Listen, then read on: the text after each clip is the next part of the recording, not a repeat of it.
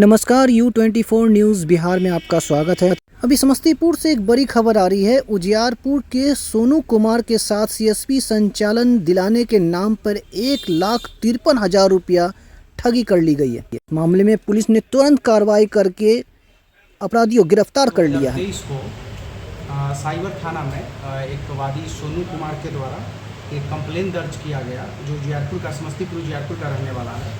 तो उनको 2 नंबर से एक कॉल आया था, जिसमें सेव सॉल्यूशन कंपनी करके CSP चलाती है, उसका CSP देने की बात कही गई। उसी के एवज में इस 2 अननोन नंबर से इनको कॉल आया और बोला गया कि आपको CSP खोलने के लिए आपको लाइसेंस जो भी चीज़ें होता है वो मिलेगा, उसके लिए आपको प्री पेमेंट करना पड़ेगा।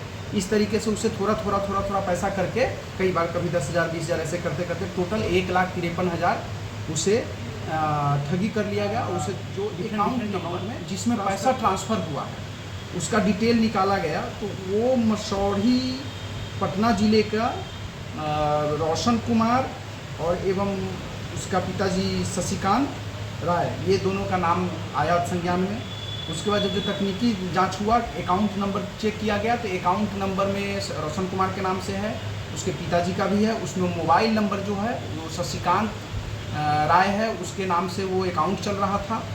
और जब जो हम लोग रेड और छापामारी किए तो घर से शशिकांत राय बरामद हुआ। उसमें हम लोग उसमें और भी अन्य अकाउंट से 1,53,000 के अलावा अन्य अदर अकाउंट से भी पैसा उसमें ट्रांसफ़र किया गया था, जो हो सकता है फौजरी का ही पैसा हो। और जब जो उसके घर पे छापेमारी हुआ तो कैश 2,40,000 रुपया बरामद हुआ। इनसे पूछा गया, इसका कोई भी हिसाब किताब ढंग से नहीं बताया गया। इससे प्रतीत होता है कि ये इन लोग के द्वारा ये साइबर का ही पैसा है। दूसरा चीज़ है कि वो जो इस अकाउंट में पैसा गया है, वो अकाउंट, वो चेकबुक, वो पासबुक, वो ATM, एवरीथिंग सारा चीज़ रिकवर हुआ। साथ में जो मोबाइल उस अकाउंट से अटैच था, वो मोबाइल भी हम लोग रिकवर कर लिए हैं। अभियुक्त प्राथमिकी अभियुक्त शशिकांत राय गिरफ्तार हो गया है और उसको अभी न्यायिक हिरासत में भेजी जा रही है। इसमें बरामदगी में 2,40,000 रुपया रहे, 2 पीस आधार कार्ड रोशन कुमार के नाम। रात पंचायती सेवक संघ की बैठक का आयोजन किया गया। संघ की यह बैठक है जिसमें हमारे अधिकांश साथी जो नए 1 साल पहले योगदान उन्होंने किया है प्रखंडों में, पंचायतों में, और उन्हीं की समस्याओं को लेकर के आज बैठक आहूत की गई है, जिसमें विभिन्न प्रखंडों से बातें आ रही है। जैसे उजियारपुर, हसनपुर, वहाँ के जो PPRO हैं वो असभ्य भाषा में बात करते हैं।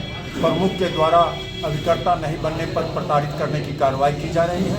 इस तरह की घटनाएं आ रही है जिसकी महासंघ निंदा करती है, और हम लोग इन सारी समस्याओं को लेकर आने वाले दिनों में जिला पदाधिकारी से मिलकर उनको अवगत कराएंगे। भारतीय विश्वकर्मा महासंघ की ओर से एक चिंतन बैठक का आयोजन किया गया। हम लोगों को 10% वोट जो है सरकार बनाने के लिए और सरकार गिराने के लिए काफ़ी है। इसलिए जितनी भी पॉलिटिकल पार्टियां हैं ये सोच लें कि विश्वकर्मा समाज के मान सम्मान का रक्षा करना है, उनको टिकट देना है या उनके वोट से खिलवाड़ करना है।